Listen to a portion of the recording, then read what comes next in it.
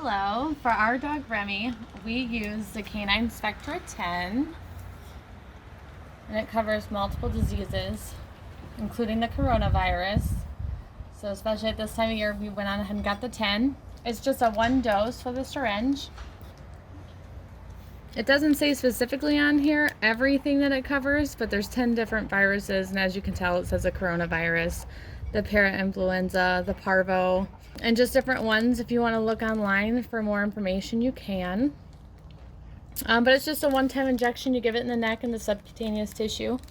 So essentially this is the second vaccination the dog's received. Before we purchased him from the breeder, there it is, Vanna White over here showing off the vaccination. Before we purchased him from the breeder, he did receive a Spectra 6, and then every 3 to 4 weeks following the initial vaccination, you're supposed to vaccinate per the manufacturer's specifications. This will be a second vaccination. After the initial Spectra 6 or 5 that they gave him, you can go ahead and upgrade to the 9 or 10. We got the 10 because I had the additional protection for the coronavirus, which is trending on Twitter. So we figured, why not? We're going to go ahead and open it up, reconstitute it, and show you how that's done. So first you're going to have your 3 milliliter syringe, powder here, which is the medication, and then here is your diluent. What is a diluent? Diluent is just a solution that you're going to add to this to make this a liquid mixture since it's a powder. It's always important to check our expiration dates. Yep. This one doesn't expire until April 11th of 2021.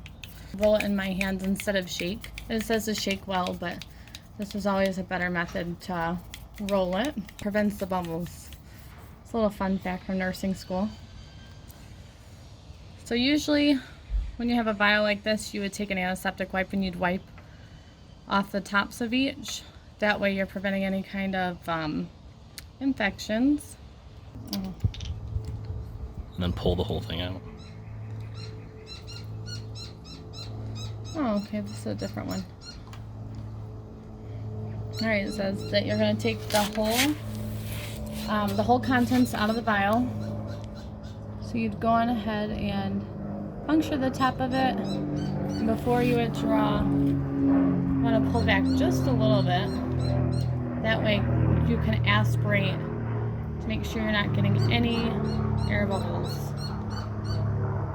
So as you can see, it's coming through. Push up a little bit to get the air bubbles out.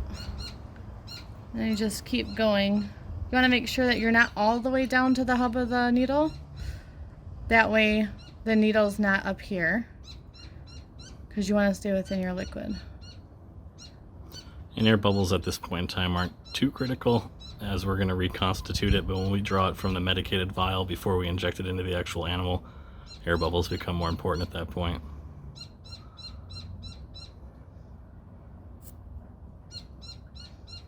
Okay, so we got everything out of there. Hey, get out of there. No. Out. Hey.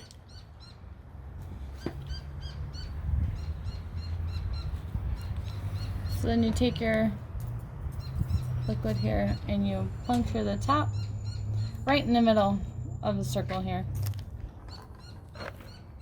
Puncture straight down.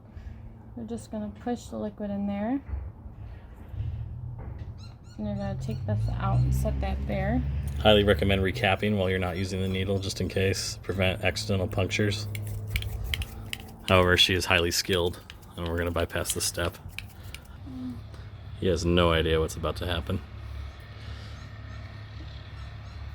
I would just do it about 30 to 60 seconds just to make sure everything's dissolved. Roll over one time. Nothing sticking to the bottom. That's pretty good. So now you're just going to puncture this back.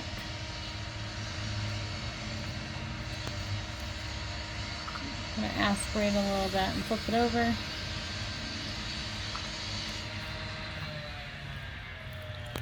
Push up. See how there's a little bit of liquid not in there? You're going to push forward until You see just the concentration.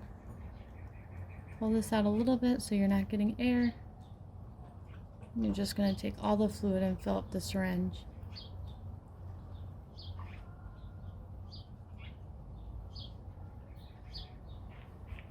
Okay, and you can draw back until you do see that there's no concentration in the very top of the needle here, and pull out, and you see how the pressure, the natural pressure, will just take it up. So you'll pull out all the way, let that stay there where you see that there is that segment there with just air. Take it out, and you push up until you can't see that segment there, and it's only the medication. Kind of try to move the fur out of the way. 1, 2, 3.